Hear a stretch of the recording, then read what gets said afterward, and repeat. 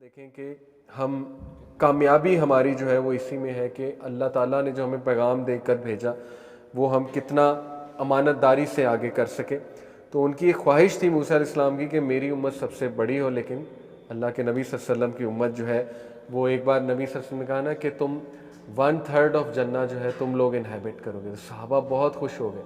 तो फिर कहा कि 2/3 ऑफ जन्ना तुम लोग जो है वो इनहेबिट करोगे, यानी हमारे नबी की उम्मत। तो this is a huge honour for the उम्मत ऑफ रसूलुल्लाह सल्लल्लाहु अलैहि वसल्लम। बहरहाल ये तो यहाँ तक बात आती है अम्बिया से मुलाकात की, और इसका सिंबॉलिक मीनिंग क्या है, वाई हज़रत आदम फ़र्स्ट फिर हज़रत ईसा, इस पे कुछ बात की है लिखने वालों ने, जो सीरत लिखी है जिन्होंने, मैं वो इंशाल्लाह आपसे बारी बारी शेयर करता हूँ।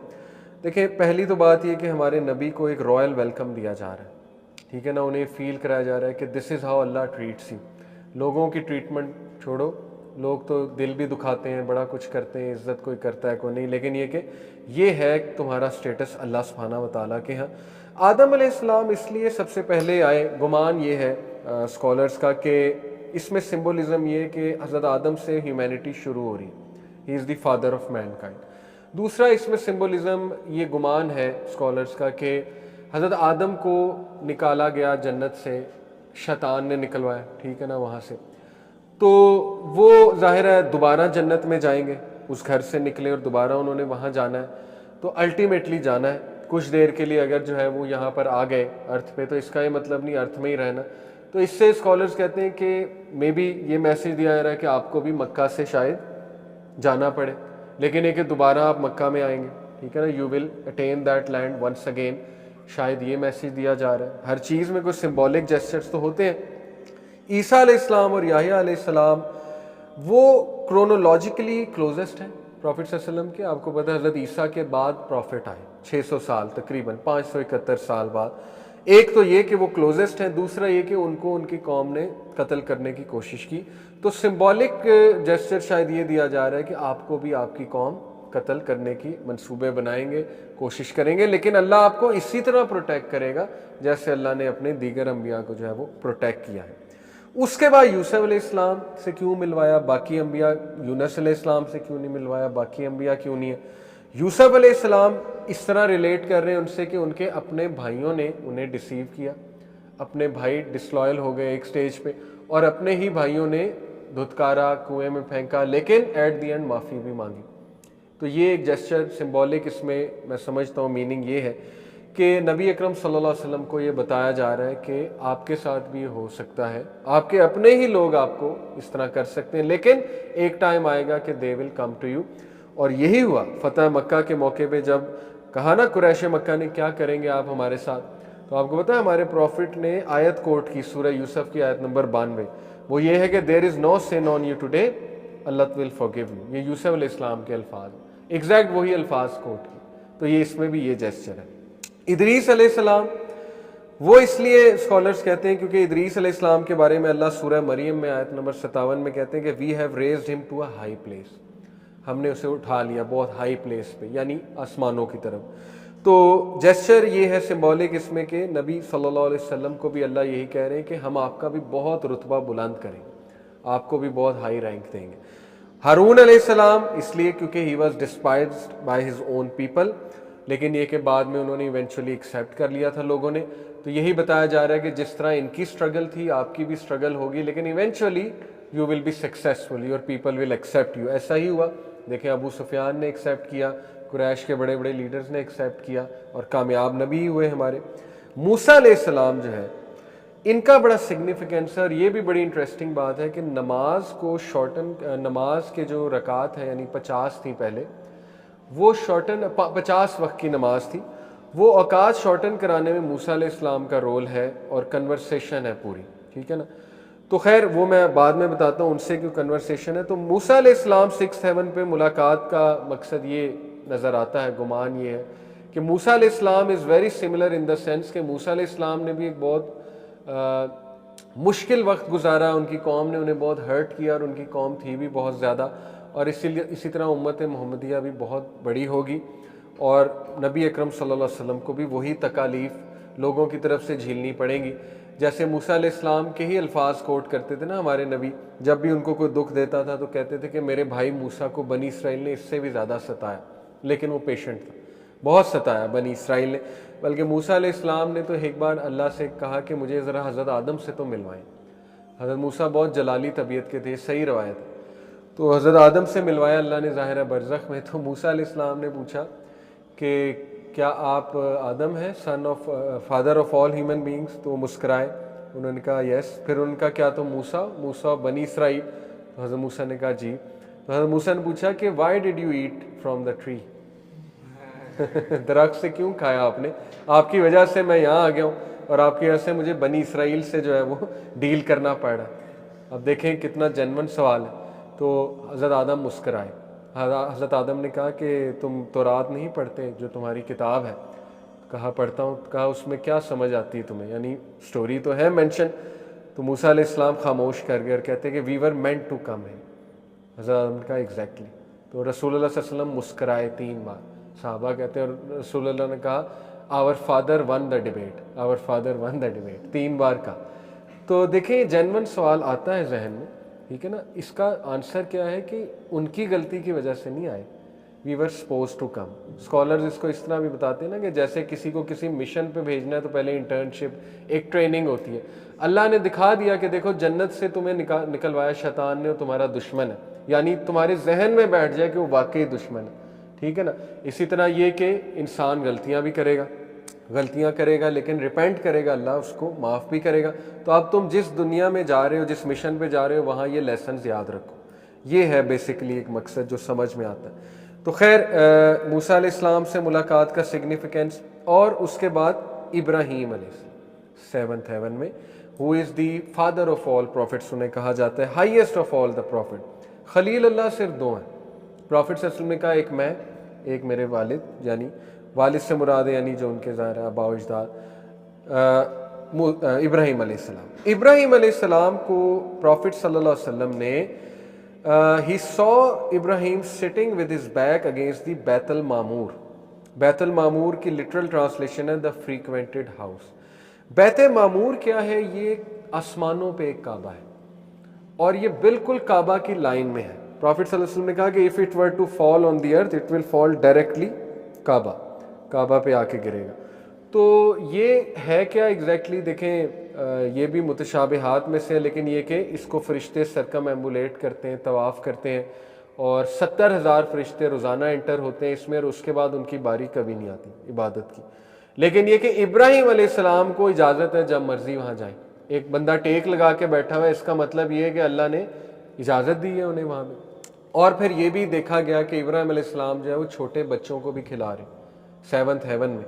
तो पूछा गया ये बच्चे कौन है? फरमाया ये वो हैं जो बलूगत से पहले वफ़ात पा जाते हैं। तो ये उन माँ बाप के लिए देखें कितना एक आप कह लें तसल्ली बख्श एक आप कह लें चीज़ है कि अगर उनका कोई बच्चा फौत हो गया बचपन में 2-3 साल में, बड़ा ग्रीफ होता है ये, लेकिन ये कि वो डायरेक्ट कहाँ गया? इब्राहीम अलैहिस्सलाम जो इब्राहीम अलैहिस्सलाम उसकी परवरिश कर रहे हैं, ये अल्लाह ने ड्यूटी लगाई है उनकी। तो खैर इब्राहीम अलैहिस्सलाम को देखा बैत मामूर पे टेक लगाते हुए। तो बैत मामूर जो है वो काबा के ऊपर बिल्कुल, मैंने आपको कहा कि वहाँ पर एक अल्लाह आप कह लें काबा है। अब फ़र्क एक मैं बताता चलूँ कि जन्नत और समावात में, जन्नात और समावात में एक फ़र्क वाज़े होना आपको ज़रूरी है। समावात आसमान है, जन्नत जो है उसके दर्जात हैं, ठीक है। कितने दर्जात हैं इंशाल्लाह उस पर मैं आपको काफ़ी अहदीस जो है वो आपके सामने रखता हूँ। जन्नतुल फिरदौस is the highest level and it's in the middle of जन्नत। मिडल से ये मुराद है कि जैसे आपने देखा है कि पुराने दौर में बादशाह राउंड सिटीज़ बनाते थे और टॉप पे मिडल में उनका कैसल होता था, समझ रहे ना आप इस स्ट्रक्चर को। तो यही जन्नतुल फिरदौस है। जन्नतुल फिरदौस के बिल्कुल ऊपर जो रूफ है वो अर्श का रूफ है, बहुत खूबसूरत। अर्श के बारे में इब्न कय्यम जो है वो उनका मैं आपको एक कोट सुनाता हूँ। The purest of all created things and the most sublime, luminous, noblest and highest in both literal and metaphorical term is the throne of the most gracious. अल्लाह सुब्हानहू व तआला का जो थ्रोन है वो सबसे ज़्यादा सबलाइम है, नोबल है, हाईएस्ट है in every sense, roof of the creation. उसके डायरेक्ट नीचे जन्नतुल फिरदौस है, ठीक है।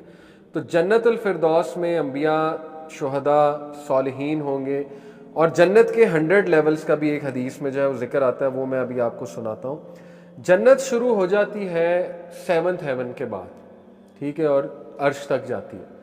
तो उसके लेवल्स के बारे में मैं आपको बताता हूँ। सबसे पहले तो ये सूरह वाक़िया की आयत बड़ी खूबसूरत आयत है, वस्साबिकून अस्साबिकून, सूरह वाक़िया आयत नंबर 10।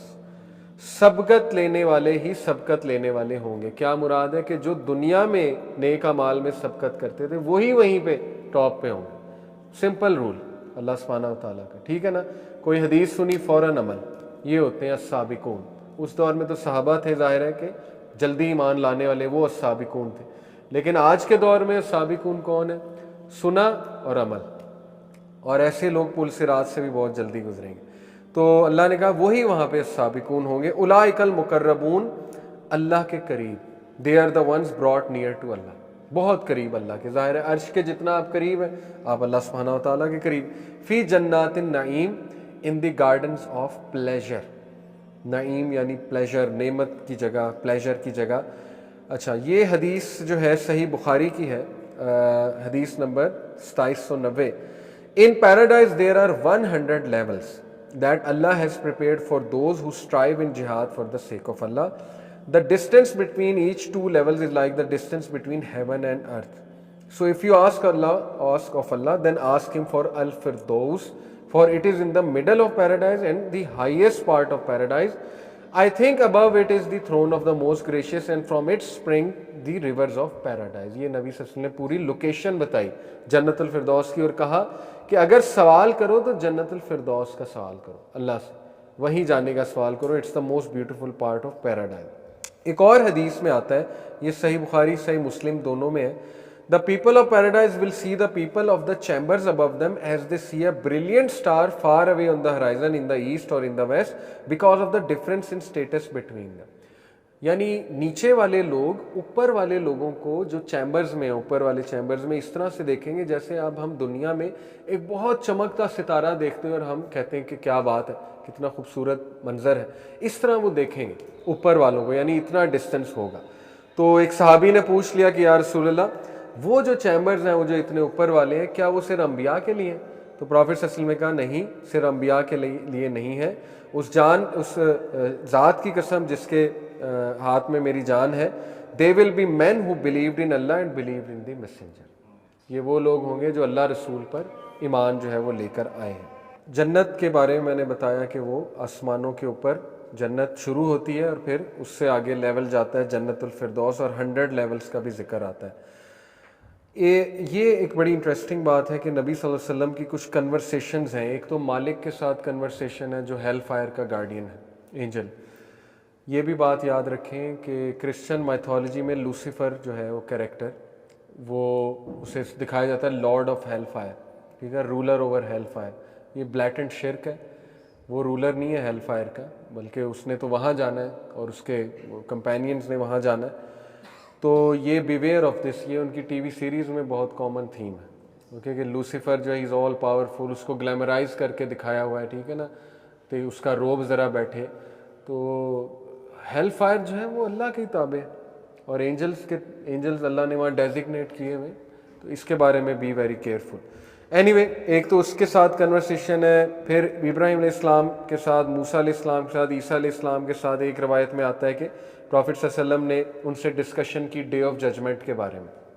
तो मूसा अलैहिस्सलाम और इब्राहीम अलैहिस्सलाम दोनों ने कहा कि I have no knowledge of the day, मुझे नहीं पता ये कब होगा।